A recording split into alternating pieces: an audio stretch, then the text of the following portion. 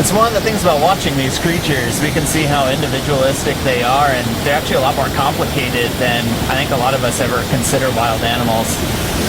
Yeah, and that's, I guess it kind of speaks to the power of how cool Brooks Camp is and how cool the Explore cams are, in that not very many places in the world are you given an opportunity to view the same bears so regularly, from so close, and so intimately, while they're still going about very wild behaviors. That's a pretty cool thing, and you can really get to know these bears and get to know this place through these cameras. It's pretty neat. Okay, so let me just, if you're just joining us a little bit late, I'm Ranger Daniel.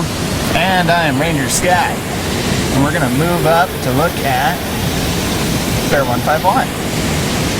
All right, so we're going to be talking about wilderness. Let's jump into it. Wilderness is like important for national parks.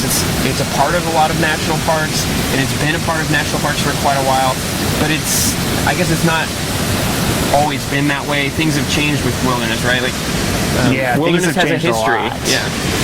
So and maybe it's take one us of through those that. things, you know, like I said a little bit earlier, a lot of people kind of considered wild places to be wilderness, but there is actually an official definition of what wilderness is.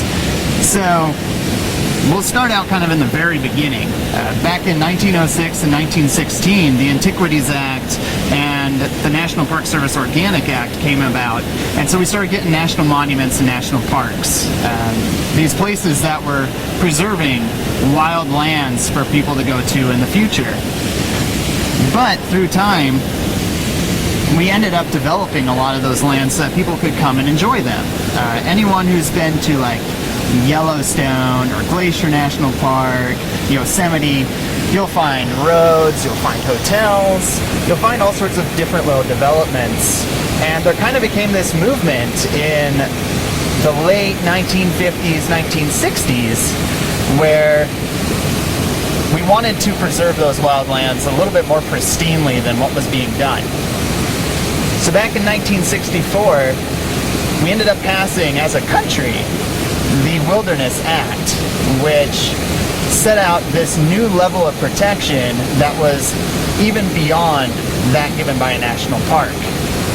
You're looking at places that were going to be protected at their most pristine, places where man would essentially be the visitor and our imprint on the land would be pretty unnoticeable. There were supposed to be places where you could get some solitude, places where you didn't have a trail that told you where to go. You could just go out into the wilderness and enjoy. Oh, that's it. Places that don't have buildings, don't have people.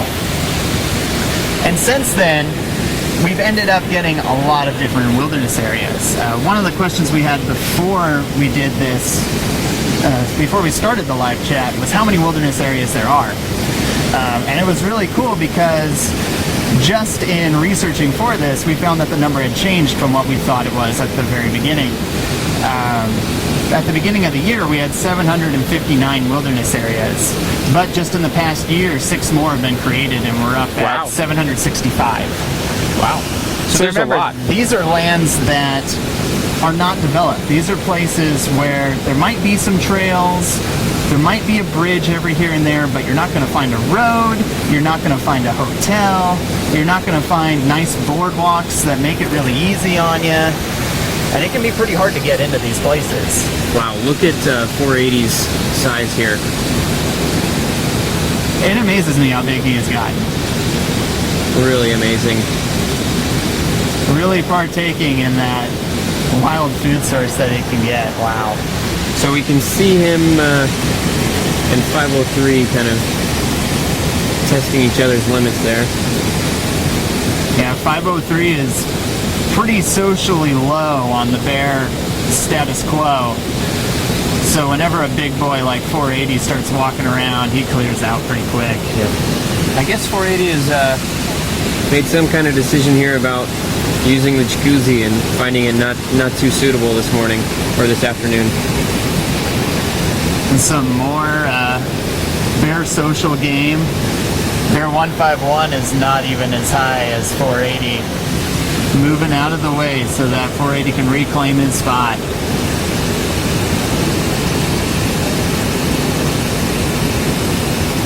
this time of year especially, almost all of these little bear skirmish, bear conflicts are resolved with words, so to speak, without violence. They're so happy, I guess. They've been eating so much. They've gained so much weight, and they're so successful in the bear world that there's not a whole lot of reason to get too worked up, and they don't end up fighting very often this time of year. That and the social hierarchy is pretty well established this late in the season. Because early in the season, when they're hungrier and they're trying to work their way up that food chain, that social hierarchy, they'll fight a lot more than they do this time of year. Okay, but we've gotten 480 as the ultimate distractor. We've been talking it's always about amazing wilderness. to just watch him move. It pretty much ends any conversation you're having with anyone out here on the Once he platforms. starts walking, yeah. He stays so stationary sometimes that it's just like, whoop, Yeah, he's so moving, oh my gosh. speaking of that, let me just say that if we just stop talking for a little while, don't worry, your speakers aren't broken. We're just taking in the beauty that is these bears. So just bear with us if we pause for a moment here and there. It's not a big deal. The other thing I think that we should mention is that today's 9/11, and I think this is a really good topic for today. What more patriotic subject could we talk about on the anniversary of the terrorist attacks that this country went through? Wilderness is such a patriotic idea, one of the most American ideas I can think of, really. And it's really cool to be here in this wild place, looking at these wild animals and thinking about that on this day.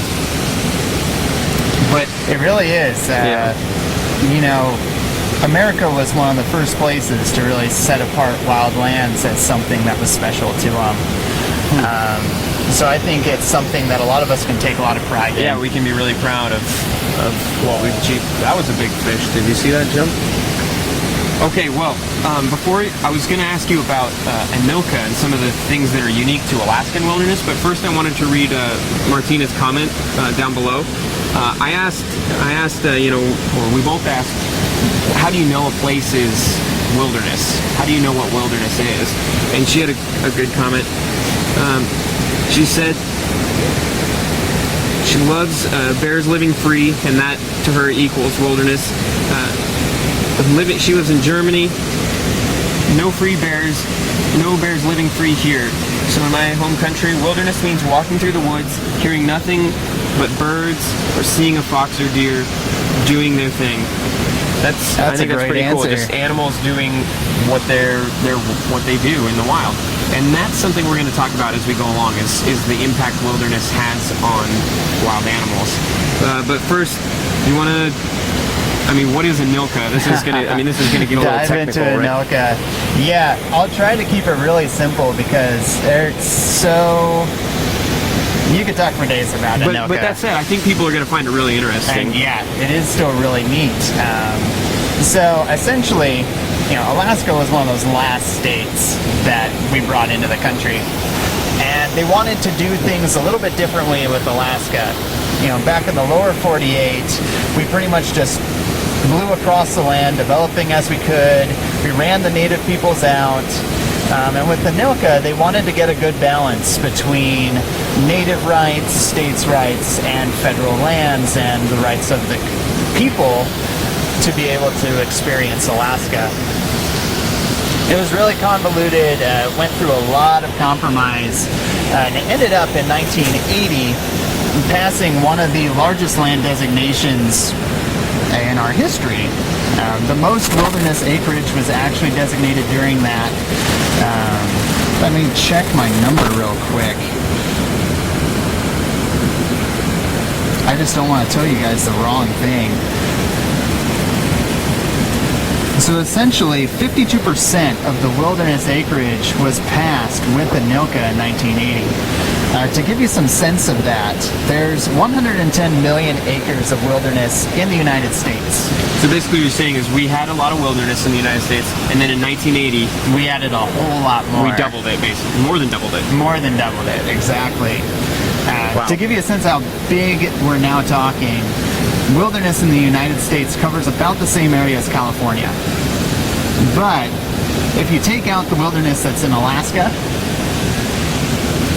the wilderness in the lower 48 would make up about the size of Minnesota. Either way, that's a lot. That's but a whole lot of land up here in Alaska wow. that's being preserved as wilderness, essentially protecting what was known as the last frontier at the time. You know, Alaska was that last place that was wild. A lot of people thought that to develop Alaska might be taking something away from everybody else. So why not try to make it as wild as possible? So we preserved a lot of it as wilderness. But we still, we're dancing around the idea of, you know, what is wilderness and how do we know wilderness? And I think it's going to take this whole hour to really drill down on that. But so, some other people have commented, I was going to read their comments. Snow Bear said, wilderness is the absence of people. So yeah, I asked, you know, how do you know what wilderness is? How do you know a wilderness? If you're standing in a place, how do you know if it's wilderness or not? To this person, one way to know is, are there people around? If there's not, then in a sense you're in wilderness. That makes sense, I yeah. think that's a good answer. Here's another one from Carrie. Wilderness is where ecosystems exist without human intervention. I like very that. nice. And bringing some ecosystem they also, into it. Yeah, add that, you know, without human exploitation is another part of that. Yeah. Oh, hold up a second here, Daniel. I want to focus in on something. Bear 503 actually just caught a fish in the jacuzzi, amazingly. He spat it back. It was likely a sockeye salmon that's fairly spawned, not much nutrition in it, but Bear 503 is not very dominant, so fishing in the jacuzzi is really special for him. Yeah, that's a little bit significant. The fact that he caught a fish in there is probably a really big learning moment for him.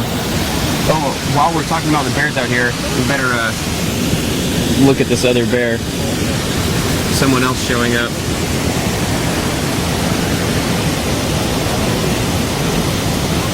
Another big bear. Like we've been saying, you know, this is all we pushed 151 up. Yep, 151 just went up above the falls. He's a little intimidated by this new bear. There's always a lot of drama here at the falls between the bears, because not all the fishing spots are created equal, and bears are not social creatures. They're not like chimpanzees or humans, right? Or prairie dogs or animals that live in colonies. Bears prefer to live on their own and do their own thing. They'd really rather not be close to each other. The only time you ever see bears getting really close to each other and tolerating each other like this is around concentrated food sources.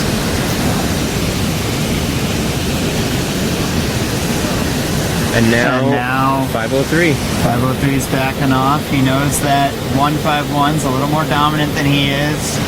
Don't want to challenge that right now. And you know, this bear moment right here really ties in well with that last comment you said, Daniel. That complete ecosystem thought. Yeah. Wilderness is often considered a very good safe haven for wild animals. You know, because there are fewer people, less development and all that, you end up having these really big swaths of land that are preserved essentially for them. You know, they can live their lives as natural as possible because there aren't people interfering. Yeah, that's really important. So Katmai itself is not 100% designated wilderness. It's definitely wild, but only about 3.4 million acres of the 4.1 of Katmai is actually designated wilderness. But you can say that all that wilderness is really beneficial to these bears. The bears really depend on it. Before we dive too much into animals and wilderness, let me ask you, some of the people have been sending questions, and I've got some of them for you here. This is a good one. Ranger Scott, what draws you into wilderness areas? Oh, this is great. Kind of addresses the question that we asked everybody. So I know for me, it's the total naturalness of it. I've never been a city boy. I've never enjoyed all the big skyscrapers and all the crowds of people.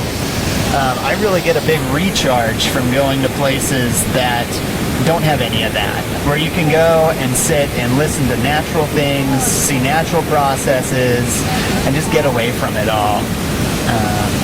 It's definitely a very spiritual thing for me that draws me to wilderness personally.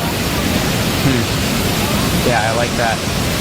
Here's How about another yourself, Daniel? What draws you to wilderness? Oh my gosh, so many things. A lot of the things that you said, but also just how great of opportunity they are for recreation.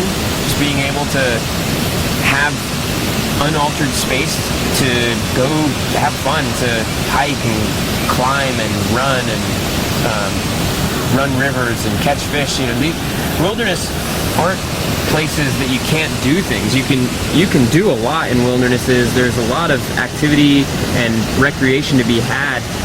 I think maybe some people think of them just as areas that are locked down. Yeah, that as are locked places down. where you're not welcome. Right, but there's a lot of fun to be had in wilderness areas, and so that's something that really draws me in.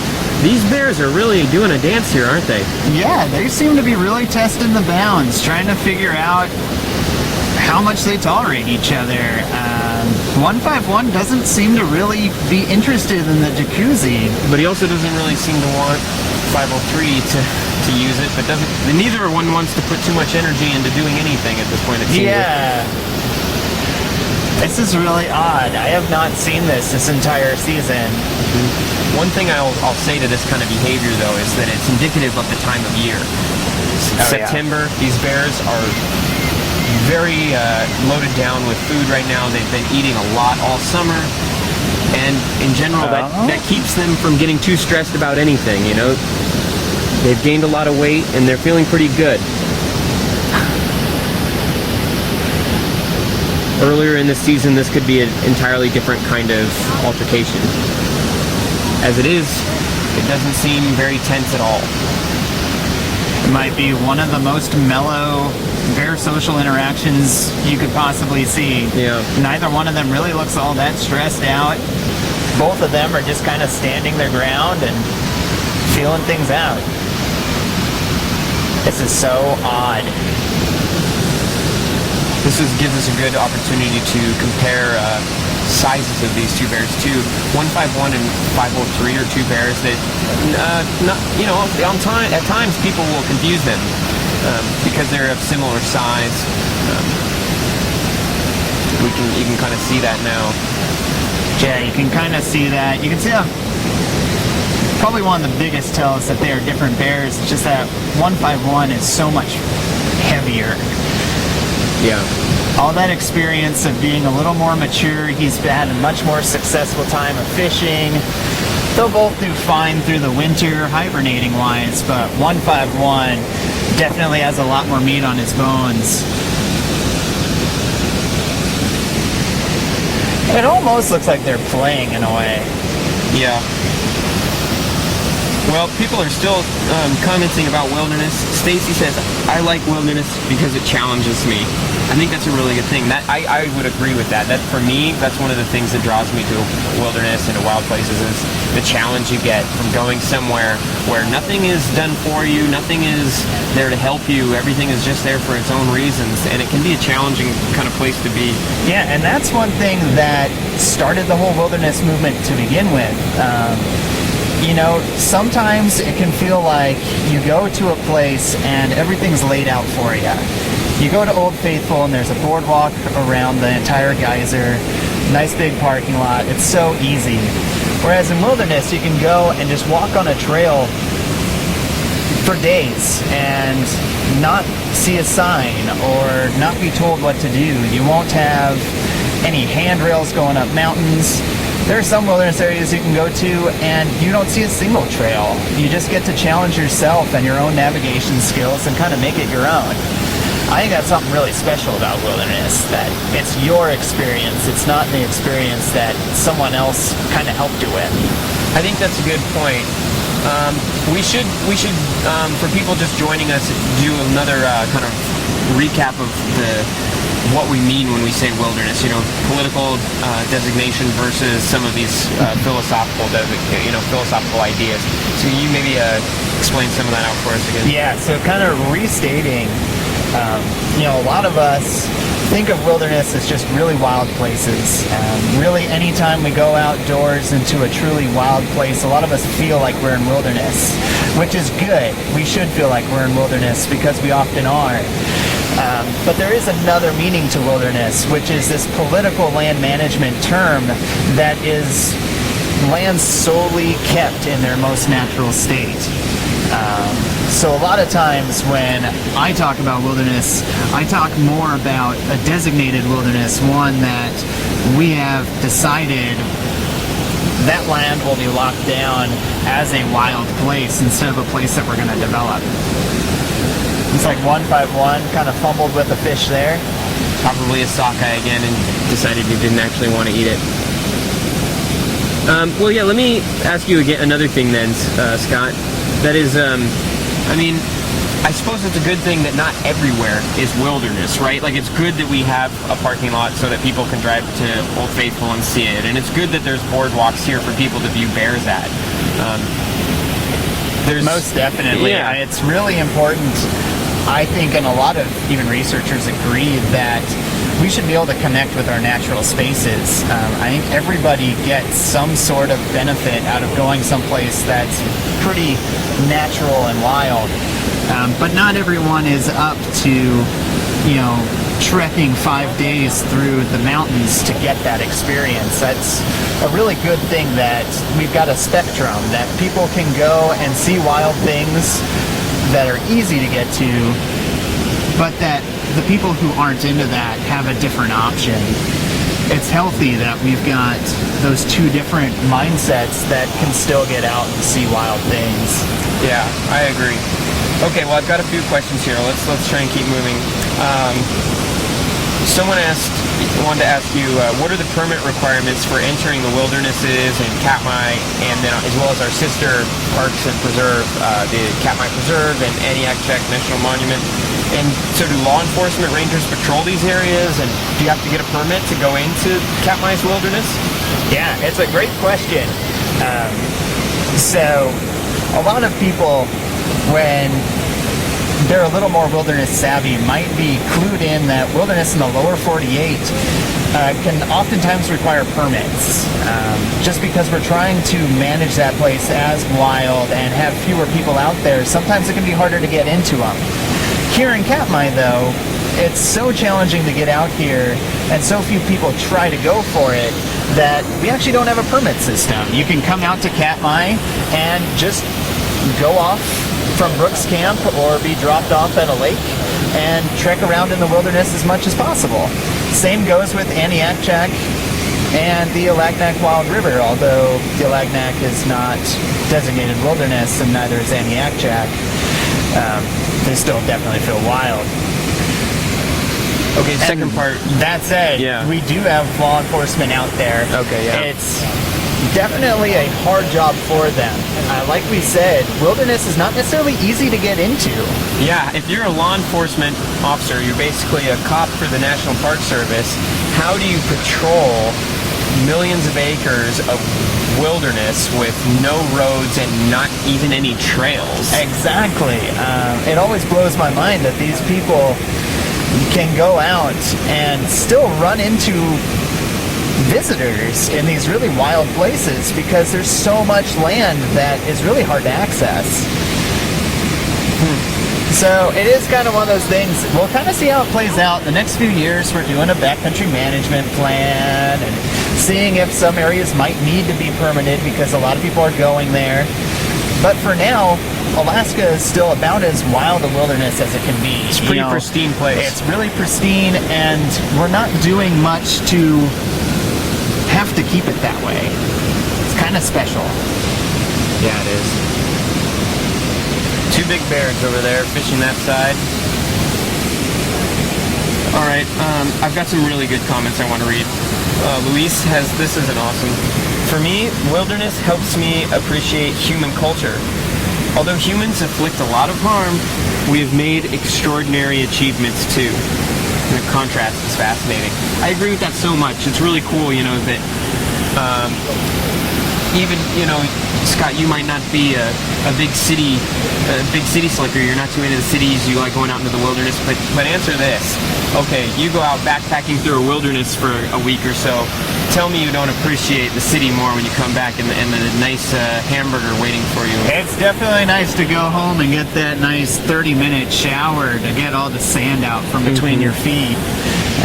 A lot of us here in Katmai have kind of been reminiscing about the conveniences of being in a city, and we're kind of looking forward to that as our seasons are ending, going back and having a comfy bed and maybe seeing a movie, eating a burger, getting some ice cream. And that kind of touches on that, you know, the difference between politically designated wilderness and a wild place. Because Brooks Camp here is very much a wild place, and it's surrounded by wilderness. But here in camp, we're not in a wilderness. Yeah, I've got some more comments. Some people have been saying how great it is. Sarah said how great it is that in Yellowstone and other national parks that there still are these wild areas within them. And yeah, I'd say that, you know, we have the Wilderness Act and people who valued wilderness decades ago to thank for that. To thank for preserving those areas for us and for the future. Oh, and one really interesting thing too. Not every national park has got congressionally designated wilderness. We had a question about that we got beforehand. Does every national park have wilderness? And the answer is no, I guess. It's not. But a really interesting thing about the Park Service is that, you know, because they were founded on this idea of preserving natural wild places for the enjoyment of everybody, still a lot of the lands in the Park Service qualify as wilderness. You know, they're totally natural. There probably might be a few more people there than some might want in a wilderness experience. And so it's kind of the directive of the Park Service that even if it's not designated by Congress, it's still managed like it's wilderness. Huh, I like that. You know, that's interesting that somewhere doesn't, you know, it's kind of a question without an answer, but do you think somewhere, if it's not politically wilderness, can it still be wilderness? And I guess in my mind, the answer is yes. It's kind of hard not to look at this scene right in front of us. Right, okay, this falls with all these bears in it is not technically wilderness, but it sure does feel wild. I mean, look at this big guy coming in right now. How can you not just imagine wilderness encapsulated in that one animal? Yeah, we're looking at 5 bears fishing the falls right now, fishing for wild salmon. We got a view of those 2 bears right there. I don't know 2 of our biggest bears in the same view. Yeah. I don't know what symbolizes wilderness more than wild bears catching wild fish. Speaking of that, let's talk about wildlife in wilderness. Wilderness is, you know, kind of important. It's essential for wildlife, right? It really is. You know, wildlife is definitely influenced by people. You know, a lot of animals migrate, and you put a road in the middle of their migration path, and now they might not migrate. There are definitely animals that travel hundreds, if not thousands of miles over the courses of their lives. So having wild places to kind of protect them is really special. We were talking about the sockeye migrating here in Katmai. They're coming from the ocean through a big patch of fairly unprotected lands until they get into Katmai, and then they eventually get into these very wildernessy areas. And they're protected here. They're not going to be really influenced by us as people. That said, they will be eaten by bears, but hey, that's more of that wildlife experience. And hey, I think you ate a few of them this summer too, right, Scott? I wish I ate more. Yeah, so for me, I'll just kind of give my opinion here, and that is that I think that migration and movement is one of the things that's really key to making an animal wild. if an animal moves through its landscape naturally, if it migrates in the same way that it's done for thousands of years, that to me is a clue that it's a wild animal. And without big protected wilderness areas, these animals wouldn't be able to make those movements. The salmon wouldn't be able to migrate upstream and migrate in a way that I think makes them wild. And the bears wouldn't be able to go up into the mountains to hibernate in the winter and dig their dens. And you can kind of argue that that's part of why people come to Brooks Camp, instead of going to a zoo to right. see big wild bears, is that when we come here, we kind of get to see that freedom just in these animals. Yeah. The fact that these animals move and aren't trapped by walls and can do their own natural thing, as I think what draws me here, at least. It's one of those things that I really appreciate about these bears.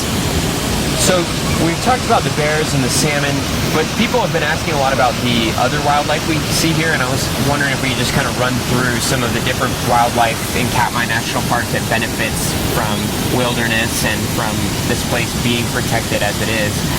One of those is the little gull that's over there. All right, yeah, He's totally protected. glaucous wing gulls, see those a lot here. We also see bald eagles pretty frequently. We sometimes see osprey. So a lot of birds benefit. Birds are big migrating animals. I just talked about how important migration is for animals and keeping them wild. Animals need to migrate, and big wilderness areas, not just here in Alaska, but having wilderness areas all across the continent where these birds migrate is pretty important. But we also have a lot of other wild animals that benefit from wilderness here. We have wolves, we have lynx, We have moose and caribou in some spots. Yep. On the coast of Katmai, we have a variety of seals. There's otters, both river otters and sea otters. At least a dozen kinds of fish that live in the lakes and rivers here. A weasel, a couple different kinds. We got a short-tailed weasel here and ermine. Snowshoe hares. It goes back to that question we had earlier. Well, not so much a question, but the comment about that complete ecosystem, Because we're not affecting it, more animals can really thrive here in their most natural way. All those animals that we just listed off are going to live their lives naturally instead of being influenced by a road. And that's largely because of how much wilderness we have here in Katmai.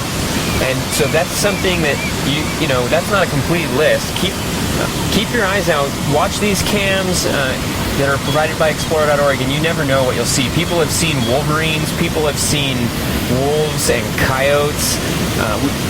The bears are the main thing we come for, but there's a lot of other wildlife here in Katmai National Park and in the wilderness areas here. So let's keep talking about this. Let's keep talking about animals and wilderness. Here's a question from the audience, Scott. Ranger Scott, do the bears or other animals learn the boundaries of wilderness at all? Do these bears kind of learn where the edge of the boundary is and where the wilderness ends and other land management begins? I wish they did. It would end some tragic stories. No, sadly, a lot of boundaries are human things. Bears aren't very good with maps. They don't see where we think they're protected and where they're not. One of those stories that illustrates that, for those of you who are really into keeping up with the lives of these animals, the sow 854, otherwise known as Divot, back in 2014, got caught in a wolf snare outside of the park. She wandered outside of the boundaries because she believes in what's natural to her and finding food on her own terms. And as a result, one of her cubs ended up dying, and we ended up intervening in order to save that animal from something that we caused it because it wandered outside of the park's boundaries. It definitely kind of talks about how protecting large swaths of land might be really important.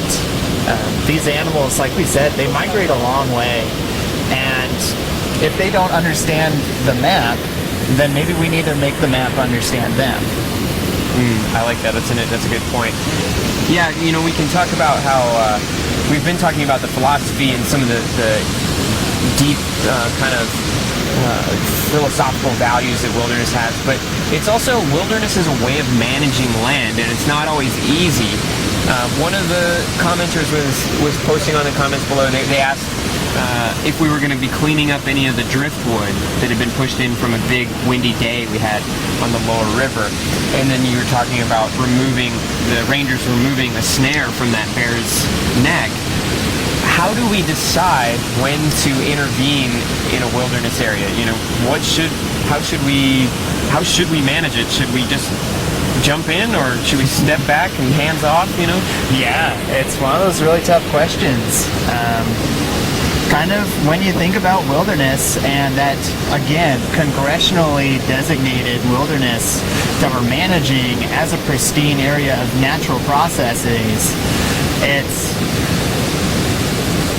usually thought of that you'll let natural processes lie. So like the driftwood that blows up onto the beach, if it's natural, then we'll leave it there.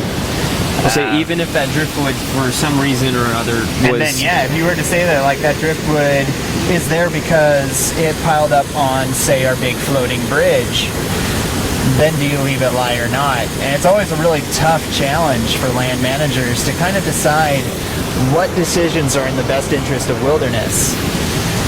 We had another question that ties really well into this, and that's whether chainsaws are allowed in congressionally designated wilderness areas. Part of that whole natural landscape is that we don't allow mechanized vehicles in there. Okay. A machine really sounds like a human, and also makes things so much easier that we often don't allow machines within wilderness areas.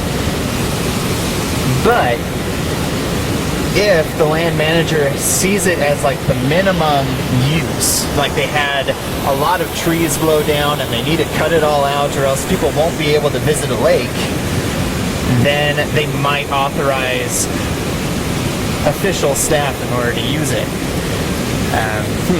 It's kind of an interesting thing that while we try our best to be as perfect as possible, sometimes there's got to be give and take. Yeah, one of the easier guidelines that we use when we manage wilderness and these and national parks in general is if something was caused by humans to interfere with a natural process, then rangers might intervene to try and restore a natural process. But if it's just a natural process doing what nature's always done, then it's very unlikely that rangers will intervene. So if something, even if it's to the detriment of an individual bear, the rangers will let that natural process happen and let it play out. One classic story of that is the bear 89, known as Backpack. A few years ago, it broke a leg and everyone wanted us to intervene, but because it was done in a natural way, we just kind of let the process go. Right. And now Humans didn't break its leg. Now he's a nice young adult bear. He's doing just fine. Speaks to the resiliency of these animals. Okay, well, here's some more questions. They asked if bears learn the boundaries of these wilderness areas at all, and the answer is no. But are lakes and rivers included in politically, in designated wilderness areas? Does it count water? Usually it is. One really classic wilderness area that's been around since the Wilderness Act was passed is the Boundary Waters canoe area up in Minnesota. Very popular place for its water.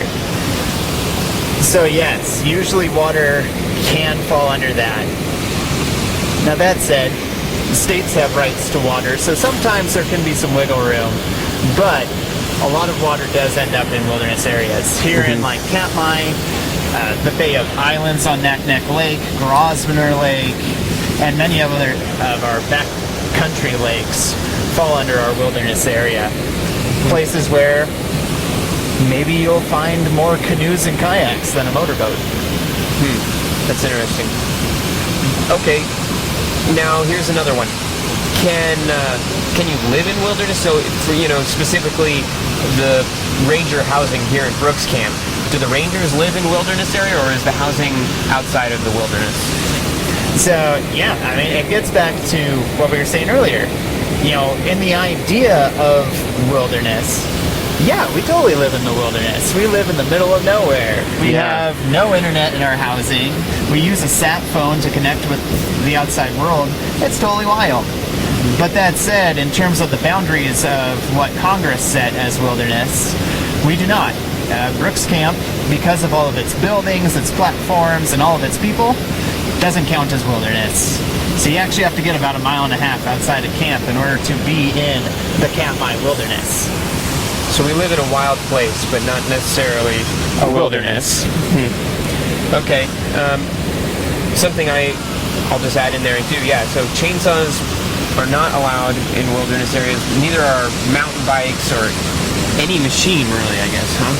Yep. There is the interesting thing about Alaska is that because Alaskan wilderness got designated so late and so many acres got designated, they do make some exceptions.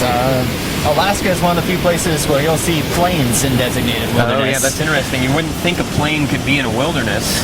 But yeah, because if otherwise no one would go out there, and the planes were coming in there before the wilderness was made, they can allow planes. Same with motorboats in some parks. So it's kind of an exception. An exception to the rule. Okay. Well, here's another question. Nikki asks, are bears deep in wilderness areas away from people, are they more or less dangerous? I think they were talking about that they've encountered a few bears in the wild and places in wilderness areas, and the bears seem to be more afraid of them than they were of the bears. What do you make of that? Yeah, I mean, it's kind of a double-edged sword. But yeah, because these bears are probably going to see fewer people in a wilderness type environment, they could very well be either more skittish or more dangerous. You can argue that the bears here at Brooks Camp are as tolerant as us as they are because they're used to us being here. So maybe if you found bears elsewhere in Katmai and they weren't used to people, maybe they'd be more dangerous. They're just not habituated to us when they're out there in those wild places. But at the same time, they could also just run away because they have no idea what a human is, and a human might be something that's dangerous. Yeah. So if you're just joining us, I'm Ranger Daniel. And I am Ranger Scott.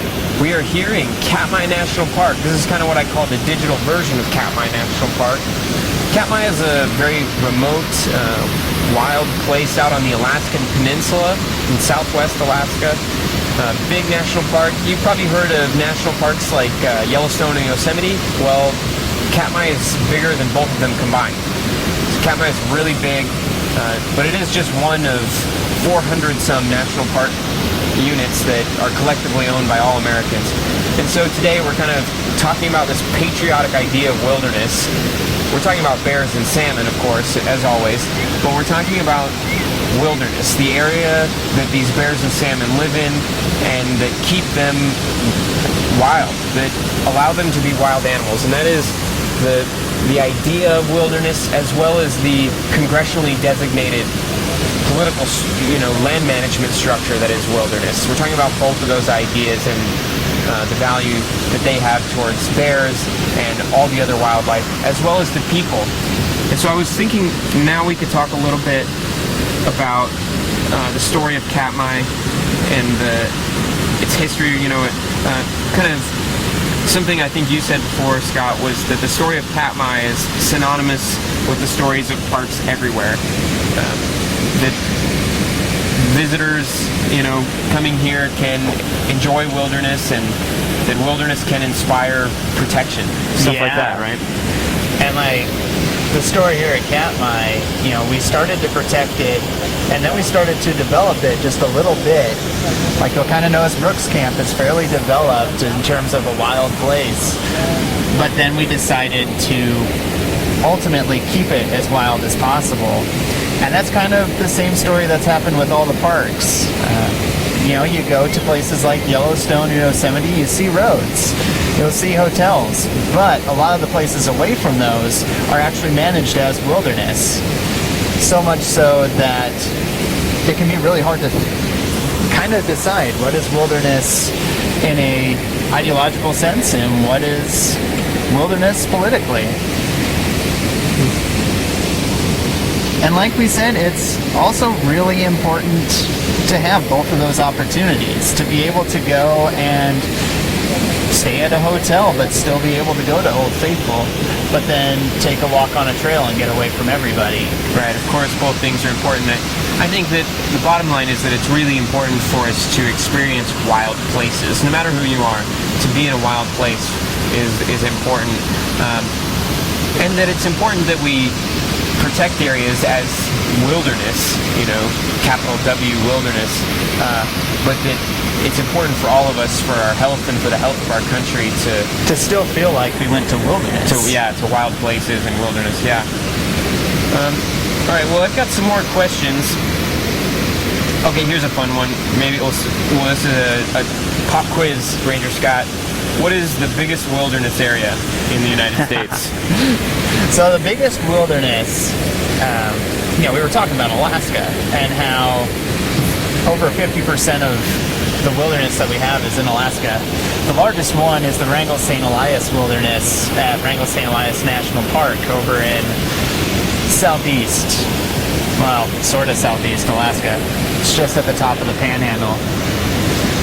Absolutely massive. I think it's like some 9 million acres. Wow, that's massive, just like this Bear 480 is massive. Yeah.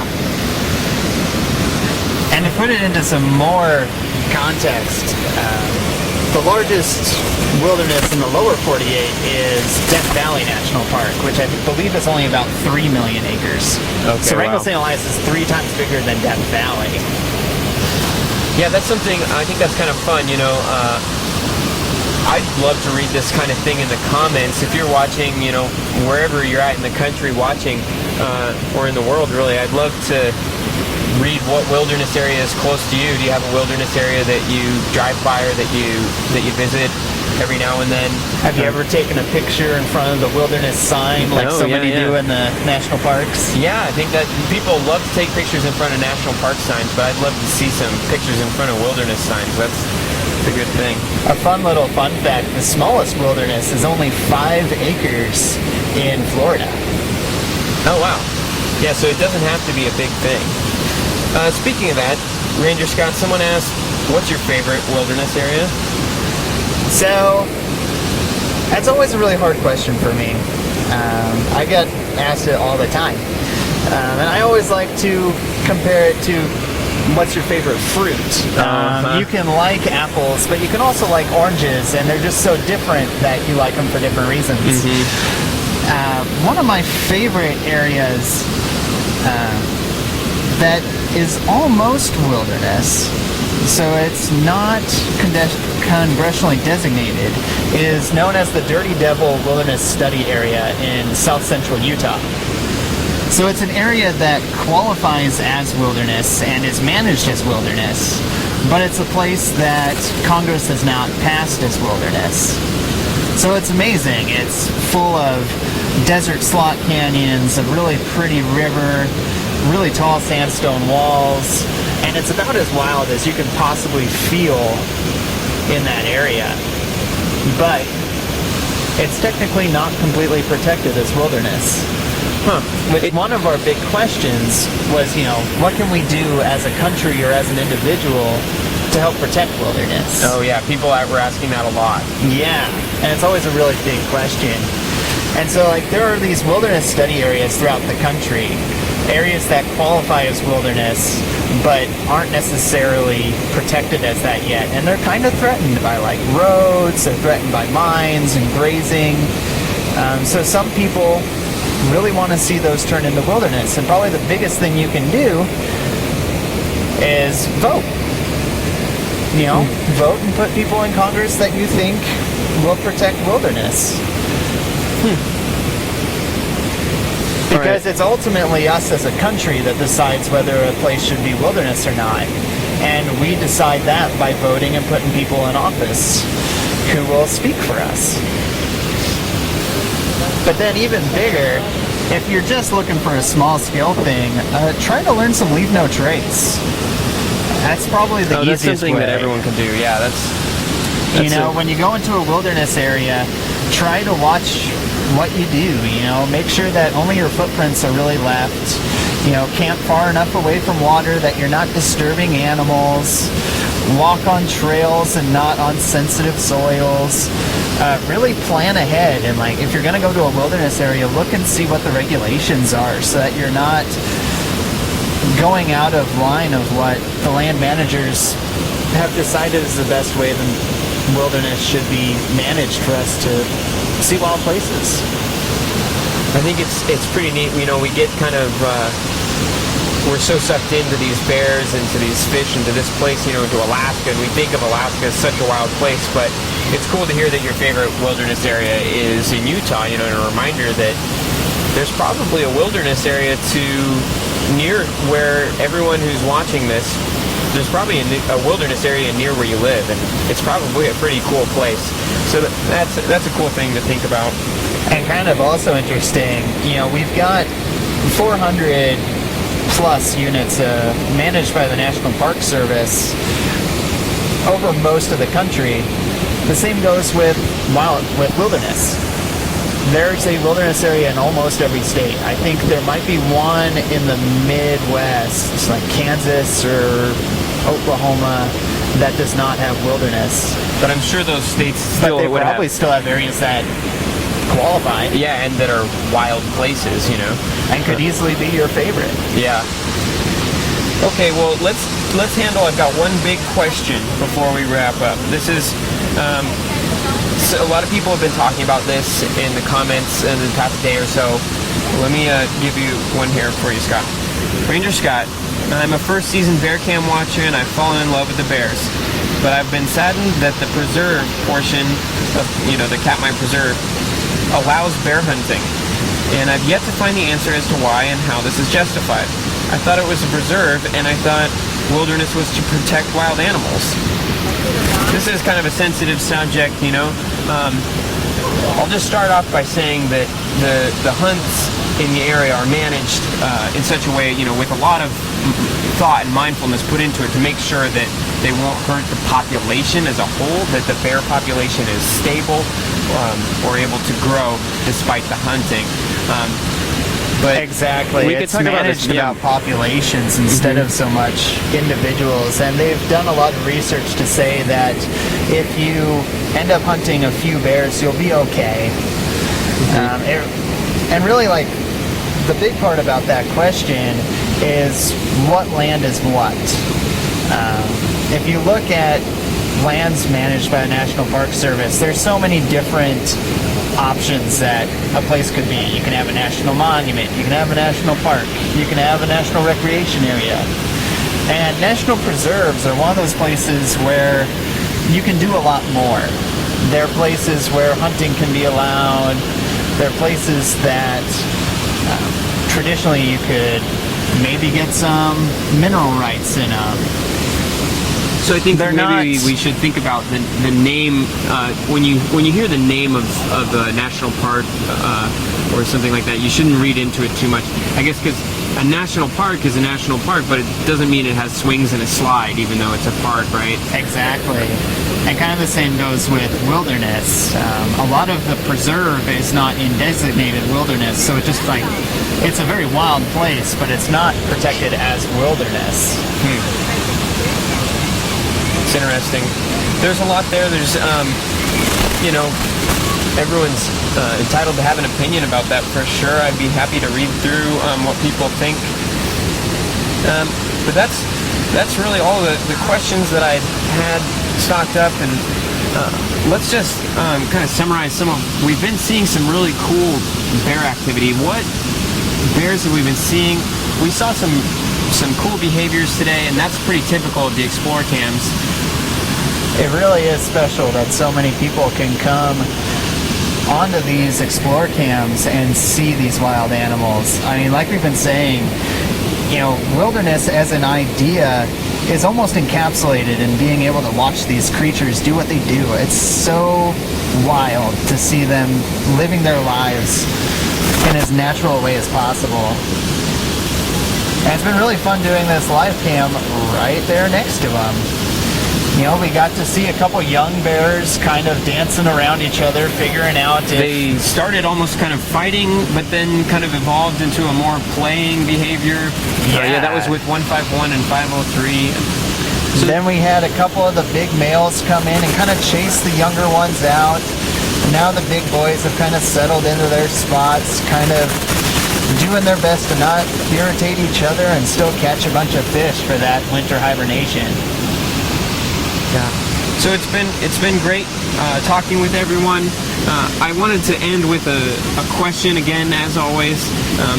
We asked, how do you know what a wild place is? And everyone had a bunch of good answers to that, and we've been talking about that over an hour. And I don't think that there is really a set answer. What makes a place wilderness? Well, there's a political designation, but the real answer might just be... It might just be you. It might be a feeling you get, yeah. It might just be your own little thing. Okay, Which is totally good. Yeah. I love it. If you guys love going to wilderness, and it's not necessarily a wilderness area, that's great. Yeah. It means that you're connecting with something wild. Okay, so here's my question, though. Why is wilderness important to you? Some people have already started answering this. Why is wilderness important? And now, here's my stipulation. I've asked this kind of question a lot of times to the cam viewers, and I always get a ton of good responses, so I want to change things up a little. Why is wilderness important to you? Not to the bears, not to the fish, but to people, to humans. Why do you think wilderness areas are important? How do they benefit us? How do they benefit you specifically? And you don't have to answer with, political wilderness, or just wild places in general. Why are they important to people? And kind of, as you think about that question, think about maybe that favorite wild area near you, that place that's close to your heart, that's close to your home. Or even think about these bears. If you're really into the bear cams, think about them when you answer, why is wilderness important to you? Ranger Scott and I will be reading your answers to that question in the comments here shortly, and we'll talk to you next time. Thanks for joining us today. Thanks, guys.